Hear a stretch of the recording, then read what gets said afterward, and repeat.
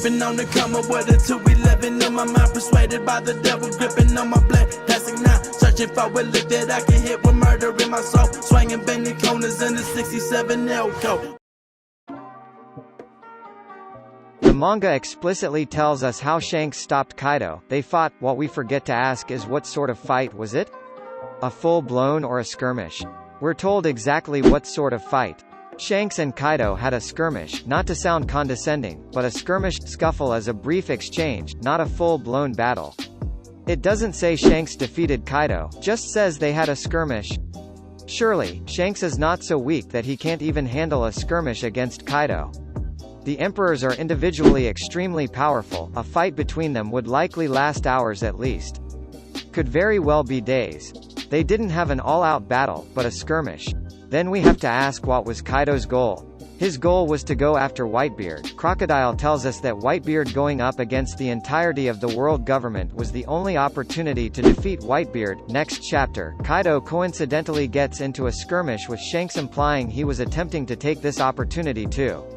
Even if we go with Kaido defeats Shanks in a fight, it wouldn't be a short fight.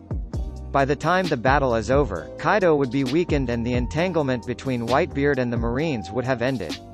Putting all of these factors together, there was no point for Kaido to fight Shanks for a prolonged period because he'd still not have achieved his goal, because Shanks was not going to get out his way unless Kaido wanted a full-blown war between his crew and theirs.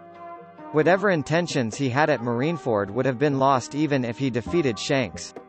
His journey would have been all for naught. Bear in mind that people still believed Whitebeard could have defeated the world government, so Kaido's going there would have essentially been to aid the world government in taking down Whitebeard, who stopped all other emperors from becoming Pirate King. Let's not forget, while Kaido is portrayed more as a brute, he's not stupid. He's intelligent, and that's reflected in Jack's character in my opinion. Jack did a great job concealing Rizzo, and even after dismembering the Minks, which would likely lead a majority into buying their story of his absence, Jack still believed Rizzo was at Zo. It shows how intelligent and astute Jack is. He might be Juggernaut, but I'm sure the Beast Pirates are not all brute strength, but also are intelligent. Would be nigh impossible to run such a huge organization without some smarts, surely. Some try to rationalize that Kaido can simply be spoken to and then he'd politely turn around. He's a character who seems to rely on conflict before anything else.